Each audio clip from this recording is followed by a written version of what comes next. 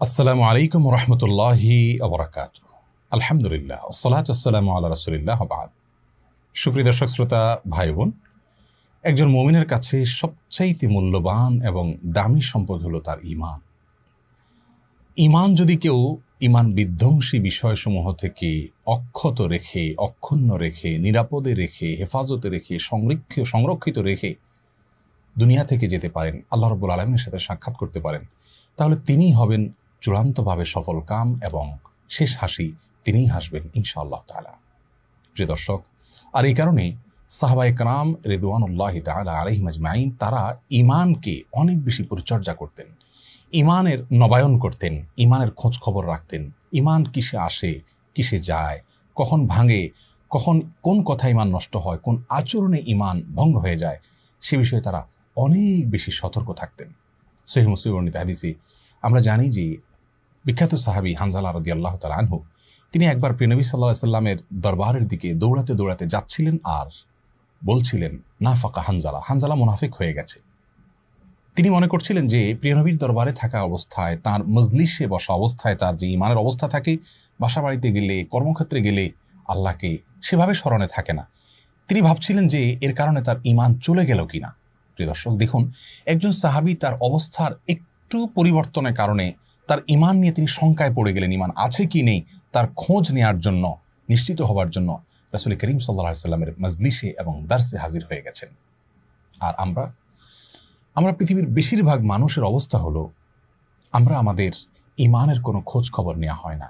সেই ছেলেবেলায়, ছোটবেলায় মক্তবে আশহাদু আল্লা ইলাহা ইল্লাল্লাহ আশহাদু আন্না মুহাম্মাদুর রাসূলুল্লাহ পাঠ করেছি। আমরা মনে করি যে মৃত্যু পর্যন্ত বোধহয় আর কখনো ঈমান যেতে পারে না, ঈমান বোধহয় নষ্ট হতে পারে না, ঈমান বোধহয় ভঙ্গ হতে পারে না। অথচ ইবাদত বন্দেগী যেরকম ভঙ্গ হয়, আবার জোড়া লাগানো যায়, নবায়ন করা যায়, ঠিক তেমনিভাবে ঈমানও ভঙ্গ হয়ে যেতে পারে। যদি কোনো মুসলিম এমন হন যে তার ঈমান কখনো কোনো কারণে ভঙ্গ হয়ে গেছে, তিনি জানেনও না, আজীবন তিনি আমল করছেন, সালাত করছেন, সিয়াম করছেন, হজ করছেন, যাকাত দিচ্ছেন, ওমরা করছেন, দান সাদকা করছেন, তেলাওয়াত করছেন, তাসবিহ তাহলিল করছেন, জিকির করছেন, অথচ তার ঈমান নেই। তিনি অনেক কিছু রাখছেন তার ভাণ্ডতে, কিন্তু সেই ভাণ্ডের তলা নেই, সেটা ফাটা। আল্লাহ রাব্বুল আলামিনের কাছে অনেক আশা নিয়ে যাচ্ছেন, অনেক আমল করি, কিন্তু সেখানে কিছুই পাবেন না, কারণ তার ঈমানই নষ্ট হয়ে গেছে, তিনি জানেন না। এই জন্য একজন মুসলিমের জন্য অনেক বেশি গুরুত্বপূর্ণ এই বিষয়টি যে তার ঈমান কিসে আসে আর কিসে যায়, কখন ভঙ্গ হয়ে যায়, এগুলো আমাদের জানতে হবে। আমরা প্রায় সময় খেয়াল করে স্মরণ করার চেষ্টা করি, আমার ওযুটা কি আছে না চলে গেল, আমার সালাতটা অমুক কারণে ভঙ্গ হলো কিনা, আমরা আলেমের কাছে দৌড়ে যাই। অমুক কথার কারণে আমার স্ত্রীর সাথে আমার সম্পর্ক ভঙ্গ হয়ে গেল কিনা, বিবাহ ভেঙে গেল কিনা, আমরা চিন্তিত হই। সিয়াম ভঙ্গ হলো চিন্তিত হই। প্রিয় দর্শক, আপনি আপনার নিজেকে প্রশ্ন করুন, জীবনে আপনি কয়জন আলেমের কাছে গিয়েছেন, কয়বার কোরআন এবং হাদিস খুলেছেন এই বিষয়টি জানার জন্য যে আপনার ঈমান আছে নাকি চলে গেছে? এর উত্তরে বেশিরভাগ মানুষ বলবেন যে না, আমরা এ বিষয়ে খুব একটা খোঁজ খবর নেই। আজকের আলোচনায় আমরা মূলত সে বিষয়টাকে গুরুত্ব দিতে চাই। প্রিয় দর্শক, কিয়ামত যত নিকটবর্তী হচ্ছে, ঈমান বিধ্বংসী ঝড়, তুফান, এটার পরিমাণ কিন্তু বাড়ছে। এরকম পরিস্থিতিতে ঈমানের নবায়ন কত বেশি গুরুত্বপূর্ণ। সাহাবীরা যদি সেই ফিতনামুক্ত নবী সাল্লাল্লাহু আলাইহি সাল্লামের উপস্থিতিতে ঈমান নিয়ে এতটা শঙ্কায় থাকেন, আমাদের ঈমানকে সকাল বিকেল কত বেশি খোঁজখবর নেওয়া উচিত। নবী আলাইহিস সালাম বলেছেন, এমন একটা সময় আসবে, আসবাহার রাজুলু মুমিনান ওয়া ইউমসি কাফিরা, মানুষ সকালে ঈমানদার থাকবে, বিকালে বেঈমান হয়ে যাবে, কারণ সে জানেও না যে কোন কথা ঈমান চলে গেছে, কোন কাজে ঈমান চলে গেছে, কোন বিশ্বাস ধারণ করবার কারণে ঈমান চলে গেছে। আমাদের ঈমান যদি ঠিক থাকে, আমল একটু কম থাকলেও ইনশাআল্লাহ আমরা চিরজাহান্নামী হওয়ার থেকে অন্তত রক্ষা পাবো। প্রিয় দর্শক, আর বিলম্ব না করে আসুন মূল বিষয় আপনাদের সঙ্গে শেয়ার করি। ঈমান ভঙ্গ হয় কি কি কারণে? ঈমান ভঙ্গের মৌলিক কারণ তিনটি, আর সেটাকে ব্যাখ্যা বিশ্লেষণ করে যদি আমরা আরো কিছু কারণ আবিষ্কার করি, তাহলে 3টি থেকে আরো 10টি বিস্তারিত কারণ আমরা আজ আপনাদের সঙ্গে শেয়ার করব। যে 3টি সংক্ষিপ্ত কারণের কথা বলবো, তার একটা হলো বড় শিরক, আরেকটা হলো বড় কুফর, আরেকটা হলো বড় মুনাফিকি। বড় শিরক, আল্লাহ রাব্বুল আলামিনের জন্য আমরা যা নিবেদন করি, সেটা যদি কোনো ব্যক্তি বা বস্তুর জন্য নিবেদন করি, তাহলে সেটা হয় বড় শিরক। শিরক শব্দের অর্থ হলো পার্টনার সাব্যস্ত করা, শরীক সাব্যস্ত করা। আল্লাহ রাব্বুল আলামিনের সঙ্গে যদি আমরা কোনো পার্টনার সাব্যস্ত করি, সেই পার্টনার কখন সাব্যস্ত করা হবে? যে জিনিসটি শুধুমাত্র আল্লাহর জন্য করতে হয়, সেটা অন্য কারোর জন্য যদি আমরা করি। যেমন ইবাদত শুধু আল্লাহর জন্য করতে হয়, প্রার্থনা শুধু আল্লাহর কাছেই করতে হয়, সেই জায়গাটা যদি আমরা কোনো ব্যক্তিকে, কোনো দলকে, কোনো মতকে, কোনো পীরকে, কোনো বুজুর্গকে, কোনো মানুষকে আমরা যদি দিয়ে দেই, তাহলে সেক্ষেত্রে সেটি আমাদের ইমান ভঙ্গের কারণ হবে। ইমান ভঙ্গের দ্বিতীয় কারণ হলো বড় কুফুর। বড় কুফুর মানে হলো বড় ধরনের অস্বীকৃতি। আর সেটি কখন হবে? কোরআন এবং হাদিস থেকে যেটি স্বতঃসিদ্ধভাবে, সুস্পষ্টভাবে, অকাট্যভাবে প্রমাণিত হবে, এমন কোনো বিষয়কে যদি আমরা ডিনাই করি, অস্বীকার করি, সেটার যৌক্তিকতাকে আমরা বা উপযুক্ততাকে আমরা অস্বীকার করি, তাহলে এটা হবে বড় কুফুর। আমি এটা মানি না ইসলামের, এটা হলো বড় কুফুর, ইমান ভঙ্গের কারণ। ইমান ভঙ্গের তৃতীয় কারণ হলো বড় মুনাফিকি। বড় মুনাফিকি হলো যার ভেতরে আল্লাহর প্রতি আস্থা নেই, কোরআন হাদিসের কোনো বিধানের প্রতি, নির্দেশনার প্রতি আস্থা নেই, কিন্তু তিনি বাহ্যিকভাবে মুসলমানদের ভান ধরছেন, হয়তো সমাজের ভয়ে, মানুষের ভয়ে। তো এটা হলো বড় মুনাফিকি, এটাও ইমান ভঙ্গের কারণ। এই তিনটা মানুষের মধ্যে প্রকাশ হতে পারে, দেখা দিতে পারে আবার তিন উপায়ে। কিছু শিরক, কুফুর, নেফাক আছে, যেটা নেফাক তো সবসময় অন্তরে থাকে, কিন্তু শিরক এবং কুফুর এগুলো অনেক সময় হতে পারে ভেতরে ভেতরে, আকীদা, বিশ্বাসে।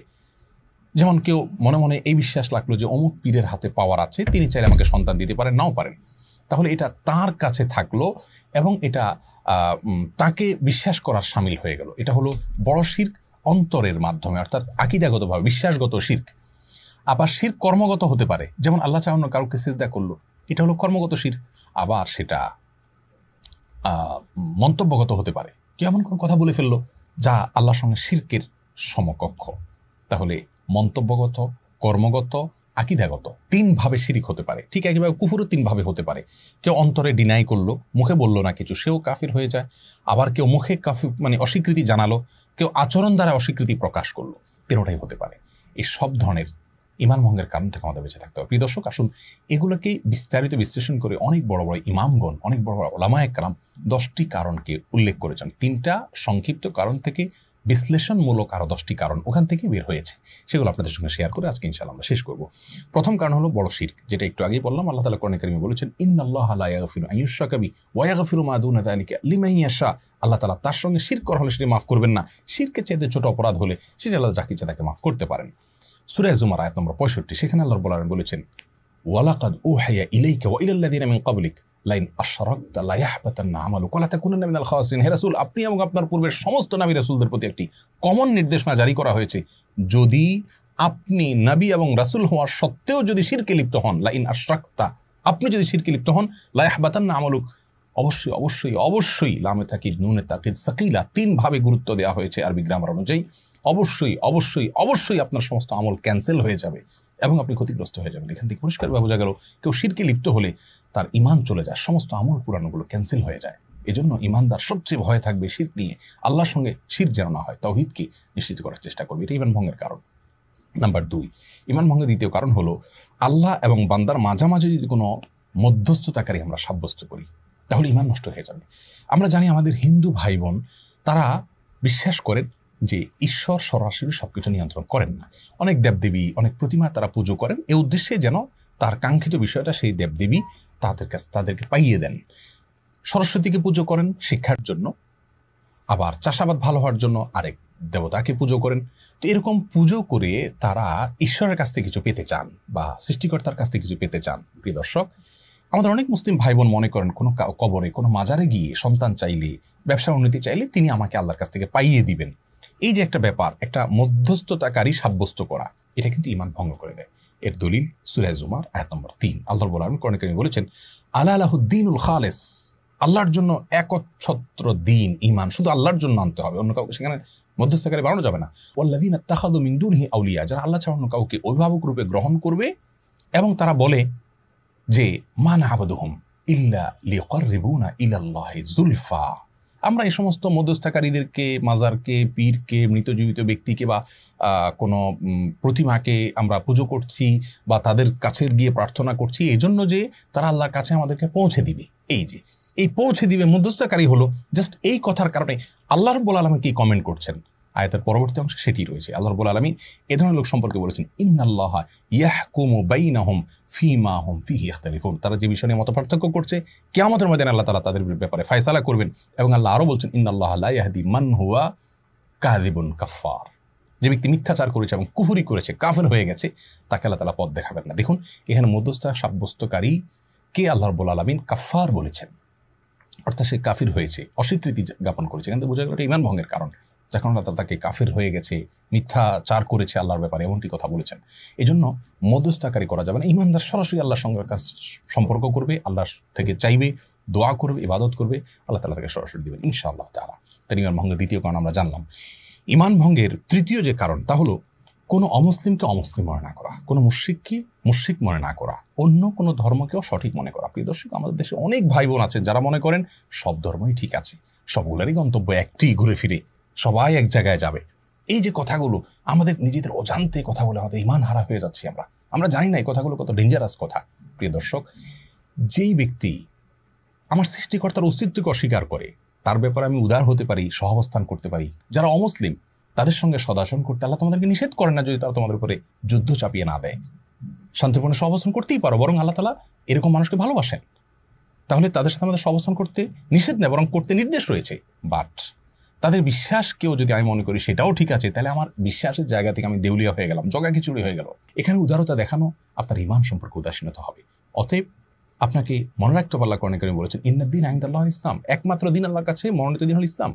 ইসলাম ছাড়া অন্য কোনো জীবন আদর্শ, জীবন দর্শন, অন্য কোনো ধর্ম নেই। কিয়ামতের ময়দানে কেউ হাজির হলে আল্লাহ বলেছেন ফালাই ইউকবালা মিনহু, কোশ্চিন কালো সেটি তার কাছ থেকে গ্রহণযোগ্য হবে না। অতএব আমাদেরকে এই ব্যাপারে নিশ্চিত হতে হবে যে অমুসলিম ইজ অমুসলিম, তিনি সঠিক পথের উপর নেই। আমরা তার জন্য করুণা করব, দোয়া করব, প্রার্থনা করব আল্লাহ যেন তাকে হেদায়েত দেন। কিন্তু তাই বলে তার আদর্শকে আমি সঠিক মনে করব, আমারটাও সঠিক মনে করব, এটি ঈমান ভঙ্গের কারণ। এ সম্পর্কেও আমরা জানি কোরআনে কারিমে আল্লাহ বলেছেন যে ওমাই ইয়াকফুর বিত-তাগুত ওয়া ইউমিন বিল্লাহ ফাকাদ ইসতামসাকা বিল উরওয়াতিল উসকা, যে ব্যক্তি আগে আল্লাহ ছাড়া অন্য যত উপাস্য আছে, যত ধর্ম ইজম আছে, এগুলোকে যে ব্যক্তি আগে অস্বীকার করবে, এরপর আল্লাহর প্রতি ঈমান আনবে, সেই কিন্তু মজবুত হাতলকে পা ধরল, অর্থাৎ সেই ঈমান আনলো। আরও আমরা জানি আমাদের কালিমাত তাওহীদের প্রথম বাক্যটা হলো লা ইলাহা ইল্লাল্লাহ, আগে নেতিবাচক, আল্লাহ ছাড়া অন্য যা আছে সবগুলোকে আগে ডিনাই করবেন, তারপর আল্লাহ স্বীকৃতি দিবেন, দেন আপনি ঈমানদার হতে পারবেন। তাহলে আপনি সবগুলাকে মানলেন, আল্লাহকেও মানলেন, তাহলে তো লা ইলাহা ইল্লাল্লাহ হলো না, আমাদের ঈমান নষ্ট হয়ে যাবে। মুখরোচক অনেক স্লোগান আমাদেরকে মনে করে শয়তান আমাদেরকে বোঝাতে চায় যে আমরা অনেক উদার হতে পারি সেই স্লোগানের মাধ্যমে। প্রিয় দর্শক, সেগুলোর মাধ্যমে আমাদের ঈমান হারা হতে হবে, উদারতা নয়, উদাসীনতা। আল্লাহ আমাদের বোঝার তৌফিক দান করুন। ঈমান ভঙ্গের 3 নম্বর কারণ জানলাম। 4 নম্বর কারণ হলো নবী আলাইহিস সালামের জীবন আদর্শ ছাড়া অন্য কোনো জীবন দর্শনকে যদি কেউ উত্তম মনে করে। আমাদের মধ্যে অনেক ভাই বোন আছেন মনে করে যে ইসলামের সবই ঠিক আছে, কিন্তু আসলে ইসলামের অমুক অমুক বিষয়গুলো আসলে এই যুগে চলে না। এক্ষেত্রে বোধ হয় অমুক ইজমটা, অমুক মতবাদটা, অমুক আইডিওলজিটা বোধ হয়, অমুক জীবন দর্শনটা বোধ হয় অনেক বেশি কার্যকর। নাউজুবিল্লাহ, এরকম কেউ মনে করলে সে ঈমানদার হতে পারে না। তার মানে আপনি আল্লাহ রাব্বুল আলামিনকে, তিনি যে সৃষ্টিকর্তা, তিনি যে সব কিছু করতে সক্ষম এবং তার হাতেই যে সব কিছু, তিনিই যে সব কল্যাণ ও কল্যাণের মালিক, এটা আপনি বুঝতে অক্ষম হচ্ছেন। প্রিয় দর্শক, আমরা বিবেক দিয়ে আল্লাহর অনেক বিধানকে জাজ করার চেষ্টা করি, এটা মূর্খতা। কারণ জু সমাজ মে আ গই ও ফির খোদা কেউ কর হুয়া, এখানে যদি খোদা বলেছেন না বলে আল্লাহ বলা উত্তম। আল্লামা ইকবাল বলেছেন যে আপনার বুঝে চলে আসলো, আপনার ব্রেইনে যাকে আপনি ক্যাপচার করে ফেলতে পারলেন, সে আবার আল্লাহ কি করে হলো? যার সকল আদেশের যথার্থতা, যৌক্তিকতা আপনার বিবেকের মিটার দিয়ে আপনি মেপে ফেলতে পারলেন, সে আবার আল্লাহ কিভাবে হলো? আরে আল্লাহ তো এমন মহা সৃষ্টি যে আপনার মতো ক্ষুদ্র মানুষ আল্লাহর সব নির্দেশ এবং আদেশের যৌক্তিকতা আপনি বের করতে পারবেন না, সেটাই স্বাভাবিক। এই জন্য ইসলামের সব নির্দেশগুলো আমার বুঝে আসলে আমি মানবো, না হলে বলবো না, এটা অযৌক্তিক, এটা ঈমান ভঙ্গের কারণ। এই বিষয়ে আমাদের সাবধান হতে হবে। একজন কাজের লোক, তার মালিক তাকে 10টা অর্ডার করেছেন, তিনি 2টা করেছেন আর 8টা করেননি। কেন করেননি? বলেন যে স্যার এটা আমার বুঝে আসছে না, এটা ভালো হবে না কাজটা। আপনি বলুন, এই কর্মচারী থাকার যোগ্য থাকবে? মালিক তার দৃষ্টিকোণ অনেক গভীর থাকতে পারে, তিনি এটার উপকারিতার অন্য দিক জানতে পারেন, হয়তো কর্মচারী জানেন না, কিন্তু তিনি নিজে থেকে যদি মাতবরি করেন এবং বলেন না এটা যৌক্তিক, আমি করবো, এটা করবো না, তাহলে তার যেরকম চাকরি থাকবে না, আপনার ঈমান থাকবে না যদি আল্লাহর কোনো আদেশ নিষেধের পর আপনি মনে করেন যে না এটা চলবে না, ওইটা চলবে। এই জন্য 4 নম্বর ঈমান ভঙ্গের কারণ হলো নবী সাল্লাল্লাহু আলাইহি ওয়াসাল্লাম যা নিয়ে আসছেন তার সবগুলোকে, তার সকল আদেশ নিষেধকে একমাত্র আমাদের জন্য উপযোগী মনে করতে হবে, বুঝে আসুক আর না আসুক। আমি কয়টা বোঝার ক্ষমতা রাখি? আল্লাহ কোরআনে বলেছেন ফালা ওয়া রাব্বিকা লা ইউমিনুনা হাত্তা ইউহাক্কিমুকা ফীমা শাজারা বাইনাহুম, শপথ আপনার সত্তা রবের, যে ওই ব্যক্তি কখনো ঈমানদার হতে পারবে না যে সকল বিষয়ে নবী আলাইহিস সালামকে তার জীবনের সিদ্ধান্তদাতা হিসাবে গ্রহণ না করবে, তার সকল সিদ্ধান্তকে না মানবে, ঈমানদার হতে পারবে না।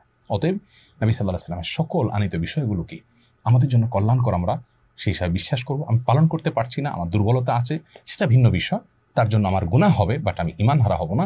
কিন্তু আমি এটাকে অনুপযুক্ত মনে করি, আমার ঈমান হারা হতে হবে। নাম্বার 5, ঈমান ভঙ্গের 5 নম্বর কারণ হলো নবী আলাইহিস সালাম যে দিন নিয়ে এসেছেন, কোরআন হাদিসের যে বিষয়গুলো অকাট্যভাবে এবং সুস্পষ্ট, বদিহি তথা স্বতঃসিদ্ধভাবে প্রমাণিত হয়েছে, তার কোনো একটির প্রতি যদি আমাদের কোনো ঘৃণা থাকে, অপছন্দ থাকে, তাহলে ইমান চলে যাবে। অনেক ভাই বোন আছেন বলে ইসলামের সব ভালো লাগে, এই যে পর্দার বিধানটা আমার ভালো লাগে না, ইসলামের সব ভালো লাগে, বাট এই যে সুদেরটা আমার ভালো লাগে না, ইসলামের সব কিছু ভালো লাগে, বাট অমুকটা আমার ভালো লাগে না, তমুকটা আমার ভালো লাগে না। এরকম কিন্তু অনেক ভাই বোন আছেন যারা এরকম বলেন। ওয়াল্লাযীনা কাফারু ফাতাআসাল্লাহুম, যারা কুফরি করেছে তাদের ধ্বংস অনিবার্য। ও আদাল্লা আমালাহুম, আল্লাহ তাআলা এই সমস্ত মানুষের আমলকে নষ্ট করবেন, ধ্বংস করে দিবেন।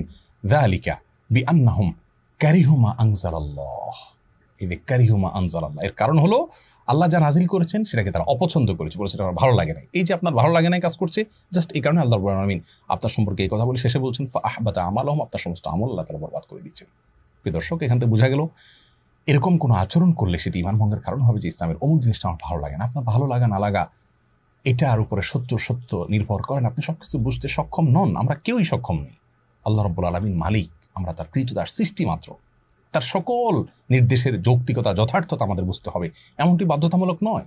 এরপর ঈমান ভঙ্গের 6 নম্বর কারণ হলো দিনের কোনো বিষয় নিয়ে বিদ্রুপ করা, ব্যঙ্গ করা। আমাদের অনেক ভাই বোন আছেন দাড়ি নিয়ে ব্যঙ্গ বিদ্রুপ করেন, পর্দা নিয়ে ব্যঙ্গ বিদ্রুপ করেন, এটা অস্বাস্থ্যকর, আরে থাকা যায় নাকি, এটা তো একটা এটা আস্ত একটা ড্রামের মতো, এটা বাক্সের মতো, এই ধরনের কথা বলে আমরা আল্লাহ রাব্বুল আলামিনের নির্দেশকে, আল্লাহ যেখানে স্পষ্ট নির্দেশ করেছেন মেয়েরা তাদের ইউদিনিনা আলাইহিন্না মিন জালাবিবিহিন্না, মাথার উপরের কাপড়কে টেনে দিবি, তার মানে ঢেকে ঢুকে থাকবে, আপনি সেটাকে নিয়ে ট্রল করছেন, বিদ্রুপ করছেন। আপনার কোনো বন্ধু দাঁড়িয়ে রাখছেন, আপনার হয়তো আল্লাহর প্রতি বিশ্বাসে কোনো কমতি নাই, কিন্তু দুষ্টুমি করে আপনি মজা করে তাকে নিয়ে ট্রল করে ফেললেন।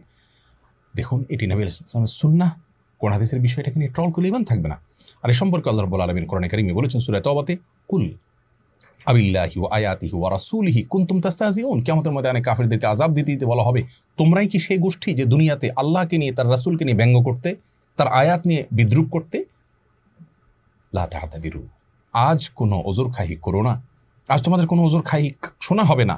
কদ কাফারতুম বাদা ঈমানিকুম, তোমরা ঈমান আনার পরে, মুসলমানের ঘরে জন্ম নেওয়ার পরেও, ঈমান আনার পরেও, কদ কাফারতুম বাদা ঈমানিকুম, তারপর তোমরা কুফরি করে ফেলেছো, কাফের হয়ে গেছো, ঈমান ভঙ্গ হয়ে গেছে বিদ্রুপ করার কারণে। খবরদার, আমরা কখনো দিনের কোনো বিষয় নিয়ে বিদ্রুপ ব্যঙ্গ করবো না, তাচ্ছিল্য করবো না, ট্রল করবো, নিজে না মানতে পারি কিন্তু ট্রল করবো না। রাষ্ট্রের কোনো বিধানকে কেউ লঙ্ঘন করলে সাধারণ অপরাধী হয়, কিছু সাজা হয়, এরপরে ছাড়া পায়। কিন্তু রাষ্ট্রের যদি বিধানকে নিয়ে, রাষ্ট্রের অস্তিত্বকে নিয়ে যদি কেউ ট্রল করে, তাহলে সেক্ষেত্রে সে কিন্তু রাষ্ট্রদ্রোহী হিসেবে বিবেচনা হয়, সাধারণ অপরাধী থাকে না। আল্লাহর কোনো বিধানকে নিয়ে ট্রল করলে আপনি আল্লাহদ্রোহী হবেন, ঈমান হারা হবেন। 7 নম্বর ঈমান ভঙ্গের কারণ হলো জাদু।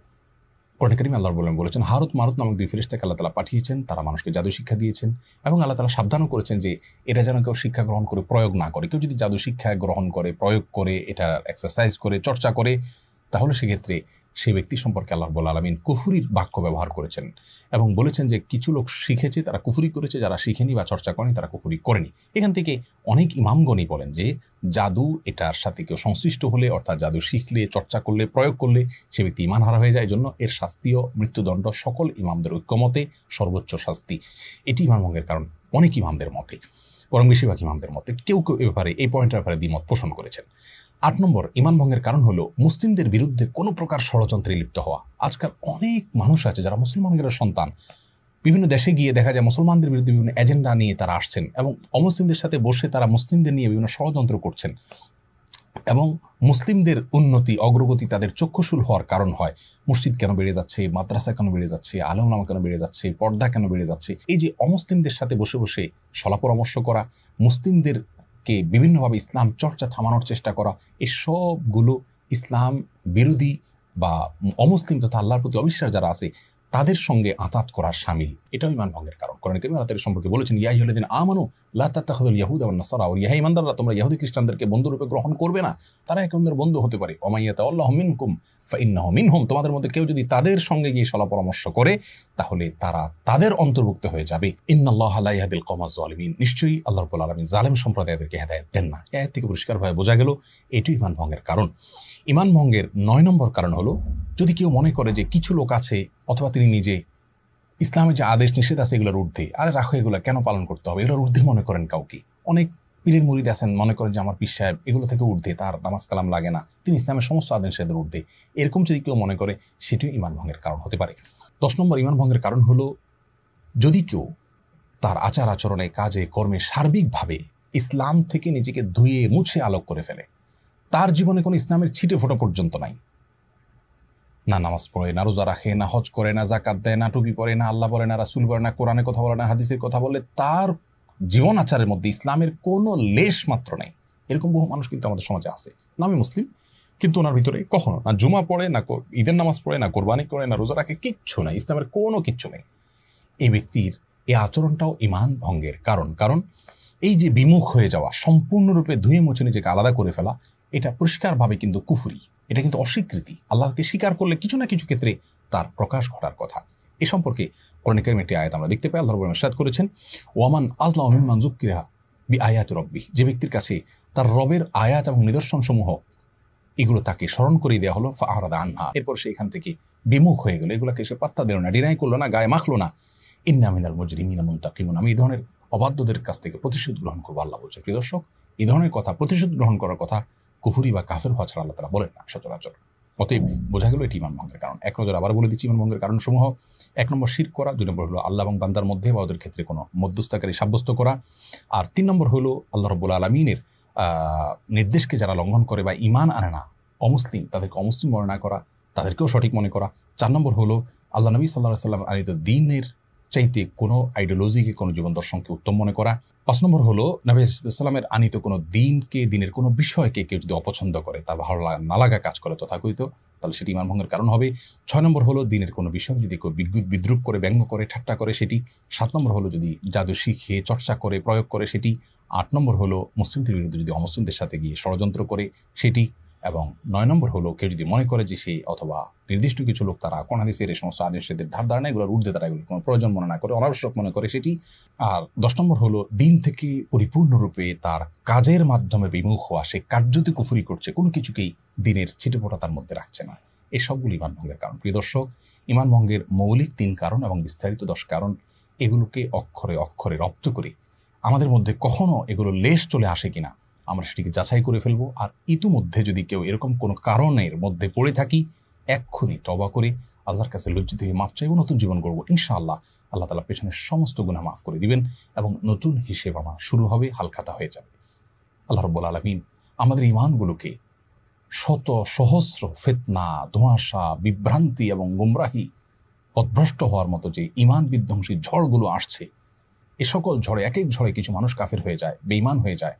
সকল ঝড়ে আমাদের ঈমানকে ধরে রেখে, অক্ষত রেখে আল্লাহর সঙ্গে সাক্ষাৎ করার, আখিরাতে উপস্থিত হওয়ার তৌফিক আমাদের সকলকে দান করুন।